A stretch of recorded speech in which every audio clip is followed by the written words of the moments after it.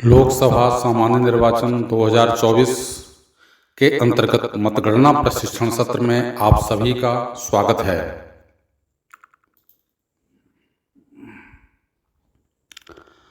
अब हम समझेंगे कि ईवीएम में डाले गए मतों की गणना की क्या प्रक्रिया है।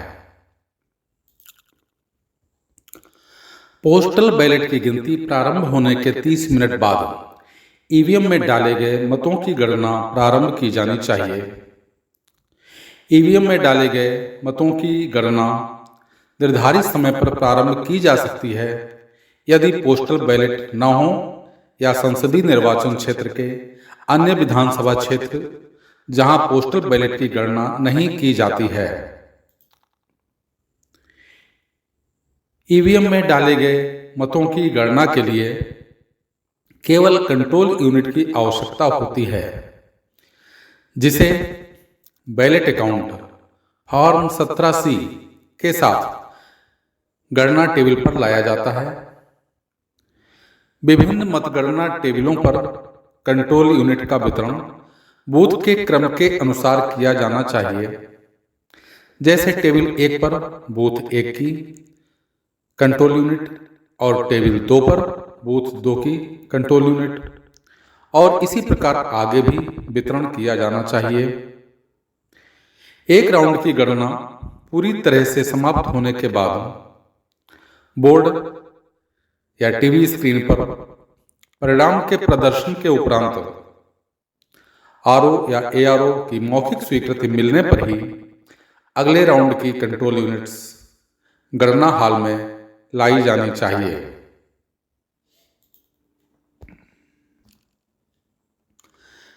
ईवीएम से परिणाम प्राप्त करने से पूर्व यह सुनिश्चित कर लिया जाना चाहिए कि एड्रेस टैग देखकर मिलान करेंगे कि सीयू संबंधित बूथ की ही है। अभिकर्ताओं को भी दिखा देंगे। सीयू में प्रयोग की गई पेपर सील ठीक प्रकार से लगी हुई है एवं कटी फटी तो नहीं है। सीयू का स्विच ऑन अवस्था में कर लिया गया है। टोटल बटन दबाकर डिस्प्ले पर प्रदर्शित कुल मतों की संख्या का बैलेट अकाउंट फॉर्म 17C में अंकित कुल मतों की संख्या से मिलान कर लिया जाना चाहिए। परिणाम प्राप्त करने के लिए रिजल्ट सेक्शन का एड्रेस टैग हटाकर उंगली के दबाव से ग्रीन पेपर सील फाड़ते हुए रिजल्ट बटन को दबा देंगे। यह ध्यान रखेंगे कि ग्रीन पेपर सील को हटाया नहीं जाना है। डिस्प्ले पैनल पर एक के बाद एक क्रमशः कैंडिडेट वाइज कुल प्राप्त मत प्रदर्शित होने लगेंगे।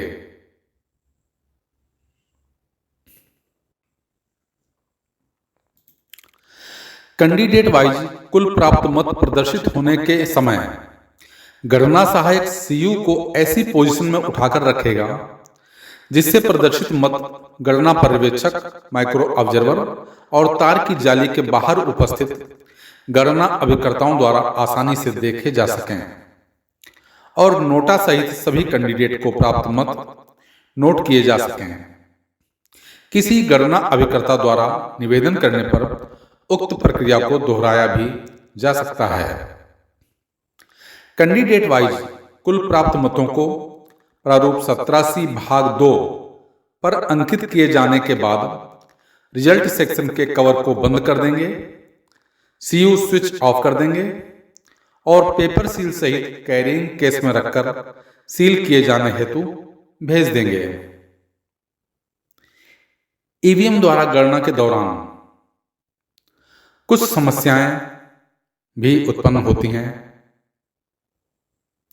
समस्या नंबर 1, यदि रिजल्ट बटन दबाने के बाद डिस्प्ले पैनल पर कोई विवरण डिस्प्ले नहीं होता है। समाधान, ऐसी दशा में कंट्रोल यूनिट कैरिंग केस में रखकर आरओ की अभिरक्षा में दे देंगे। जब सभी कंट्रोल यूनिट्स की मतगणना समाप्त हो जाएगी तब उसके उपरांत नॉन डिस्प्ले वाली सीयू से संबंधित वीवीपैट की पर्चियों की गणना कर परिणाम अंकित किया जाएगा। समस्या नंबर 2, यदि गणना के दौरान कोई ऐसी कंट्रोल यूनिट पाई जाती है जिसमें मतदान के उपरांत क्लोज बटन नहीं दबाया गया हो। समाधान, ऐसी सीयू प्राप्त होने पर टोटल बटन दबाकर कुल पड़े मतों की संख्या ज्ञात की जाएगी और बैलेट अकाउंट फॉर्म 17C में अंकित कुल मतों की संख्या से मिलान किया जाएगा। मिलान करते समय 2 स्थितियां सामने आ सकती हैं। पहली, यदि मिलान हो जाता है, दूसरी यदि मिलान नहीं होता है। पहली स्थिति, यदि मिलान हो जाता है तो क्लोज बटन दबाकर एवं उसके बाद रिजल्ट बटन दबाकर कैंडिडेट वाइज परिणाम प्राप्त कर लिया जाएगा। दूसरी अवस्था, यदि मिलान नहीं होता है तो उस कंट्रोल यूनिट को वापस कैरिंग केस में रखकर रिटर्निंग ऑफिसर की अभिरक्षा में दे दिया जाएगा।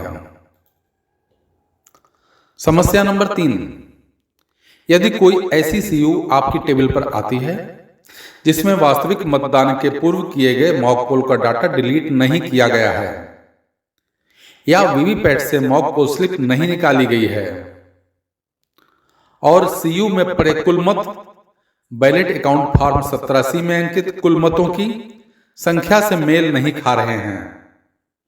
यदि ऐसा कोई मामला मतदान दिवस या उसके एक दिन बाद समीक्षा के दौरान प्रकाश में आता है तो मतगणना से पूर्व इसकी लिस्ट प्रत्याशियों को प्रेषित कर दी जाएगी।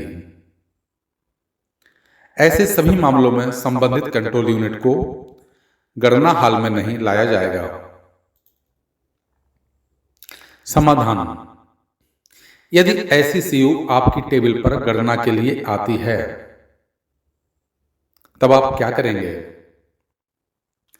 ऐसी सभी ईवीएम अलग रख ली जाएंगी। यदि जीत का अंतर ऐसे सभी बूथों पर पड़े मतों से ज्यादा है तो इनकी गणना नहीं की जाएगी और इन बूथों की मतगणना के बिना ही परिणाम घोषित कर दिया जाएगा। यदि जीत का अंतर ऐसे सभी बूथों पर पड़े मतों के बराबर या कम है, उस दशा में संबंधित वीवीपैट पेपर स्लिप्स की गणना की जाएगी, अर्थात गणना के लिए कंट्रोल यूनिट का प्रयोग नहीं किया जाएगा। यदि मॉक पोल के दौरान VVPAT paper slips drop box से नहीं निकाली गई हैं, तब वीवीपैट पेपर स्लिप्स की गणना की जाएगी और मॉक पोल सर्टिफिकेट के अनुसार कैंडिडेट वाइज प्राप्त मत उनको प्राप्त कुल मतों में से घटा दिए जाएंगे और तदनुसार फाइनल रिजल्ट तैयार किया जाएगा। यदि कोई विसंगति उत्पन्न होती है तो मामला आयोग को अग्रिम आदेश हेतु रिफर कर दिया जाएगा। ऑब्जर्वर द्वारा प्रत्येक राउंड की गिनती के उपरांत उनमें से रैंडमली 2 सीयू चयनित कर अतिरिक्त गणना स्टाफ की सहायता से मतगणना की शुद्धता को क्रॉस चेक किया जाएगा और एनेक्जर 56 भरकर माइक्रो ऑब्जर्वर द्वारा हस्ताक्षरित किया जाएगा। क्रॉस चेकिंग के दौरान यदि गणना में कोई विसंगति पाई जाए तो प्रत्येक टेबल की उस राउंड की गणना को सीयू से पुनः सत्यापित किया जाएगा।